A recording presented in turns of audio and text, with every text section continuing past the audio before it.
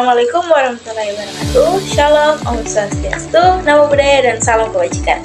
Halo semuanya, perkenalkan kami dari kelompok 3.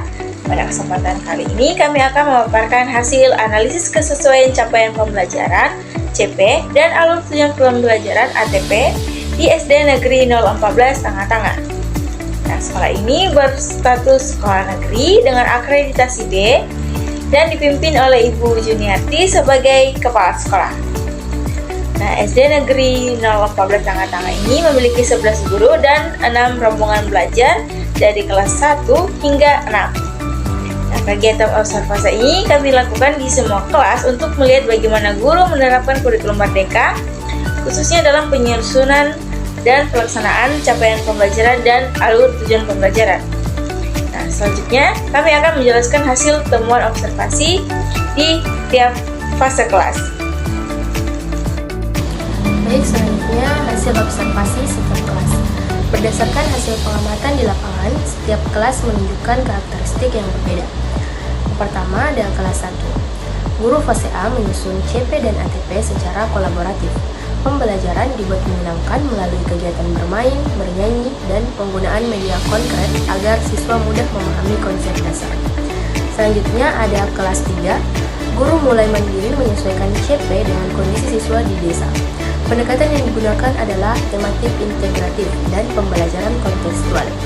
Misalnya, materi matematika diajarkan melalui kegiatan berbelanja atau mengukur benda sekitar. Selanjutnya ada kelas 4. Guru masih berpedoman pada dokumentasi Kemendikbud dan belum banyak melakukan penyesuaian terhadap konteks lokal. Namun, semangat guru untuk beradaptasi dan berinovasi terlihat jelas. Selanjutnya ada kelas 5. Penyusunan CP dan ATP dilakukan kolaboratif antar guru fase C. Guru mulai menggunakan teknologi seperti Canva untuk LKPD dan Quizzes untuk asesmen formatif. Dan yang terakhir ada kelas 6. Guru menyusun ATP berdasarkan CP yang disesuaikan dengan kondisi peserta didik. Pembelajaran berorientasi pada proyek dan kegiatan berpikir kritis. Jadi, secara keseluruhan, setiap guru telah berupaya menerapkan prinsip kurikulum Merdeka sesuai kemampuan dan konteks kelasnya. Baik, perkenalkan nama saya Marina dengan NIM H05453. Jadi, di sini saya akan membawakan materi selanjutnya mengenai poin-poin yang dapat kami temukan dalam proses wawancara kami. Nah, dari hasil wawancara kami dengan beberapa guru diperoleh beberapa temuan penting. Yang pertama yaitu pemahaman terhadap CP dan ATP, di mana di SD yang kami wawancarai yaitu pemahaman terhadap CP dan ATP sudah meningkat, namun berbagai guru masih kesulitan untuk menjadikan CP menjadi tujuan yang spesifik dan terukur. Yang kedua yaitu keterbatasan sarana dan media pembelajaran, di mana sarana dan media pembelajaran ini menjadi kendala utama terutama pada kelas rendah. Selanjutnya yaitu perbedaan kemampuan siswa, di mana perbedaan kemampuan siswa ini menuntut guru untuk menerapkan pembelajaran diferensiasi yang masih dalam tahap penyesuaian. Selanjutnya yaitu penggunaan teknologi pembelajaran, misalnya Canva dan Quizzes mulai diterapkan melalui teknologi tetapi belum optimal. Yang selanjutnya yang terakhir yaitu asesmen autentik, di mana masih diperlukan ditingkatkan karena sebagian guru itu masih menilai hasil akhir belum pada proses belajar siswa. Namun meskipun begitu, guru menunjukkan sikap terbuka terhadap perubahan, aktif berkolaborasi antar fase dan selalu berusaha menciptakan pembelajaran yang menyenangkan bagi siswa. Baik, materi selanjutnya yaitu dalam implementasi kurikulum Merdeka, kami menemukan beberapa tantangan utamanya, yaitu yang pertama, pemahaman guru terhadap CP dan ATP yang belum merata. Dan yang kedua yaitu keterbatasan media dan fasilitas pembelajaran. Dan yang ketiga, perbedaan kemampuan siswa antar kelas. Dan yang keempat, penggunaan teknologi yang masih terbatas. Dan yang terakhir yaitu penerapan asesmen autentik yang belum konsisten. Namun di sisi lain, terdapat banyak praktik baik yang patut diapresiasi seperti yang pertama, kolaborasi antar guru fase. Dan yang kedua, pembelajaran kontekstual dan tematik yang relevan dengan kehidupan siswa.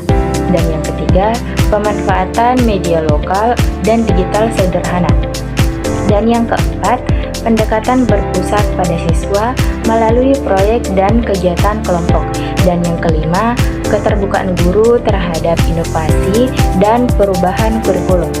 Dari hasil ini, kami merekomendasikan beberapa langkah perbaikan. Yang pertama, peningkatan kompetensi guru melalui pelatihan CP dan ATP dan asesmen autentik. Dan yang kedua, pendampingan akademik rutin dari kepala sekolah dan pengawas. Dan yang ketiga, penguatan strategi pembelajaran diferensiasi. Dan yang keempat yaitu optimalisasi penggunaan teknologi pembelajaran digital. Baik, mungkin itu saja dari saya. Selanjutnya, adapun dari hasil observasi dan wawancara dapat disimpulkan bahwa SD Negeri 014 Tangga-Tangga telah berupaya menerapkan kurikulum merdeka dengan baik. Setiap guru menunjukkan komitmen tinggi dalam menyesuaikan pembelajaran dengan karakteristik siswa dan lingkungan sekolah. Penerapan capaian pembelajaran dan alur tujuan pembelajaran di sekolah ini sudah cukup selaras dengan prinsip fleksibilitas dan keberpihakan pada peserta didik. Meski masih perlu pendampingan lebih lanjut dalam hal asesmen dan pemanfaatan teknologi.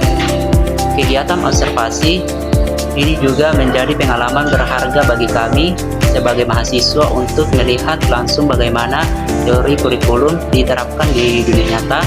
Kami belajar bahwa keberhasilan kurikulum merdeka sangat bergantung pada kolaborasi, refleksi, dan semangat inovasi guru di sekolah.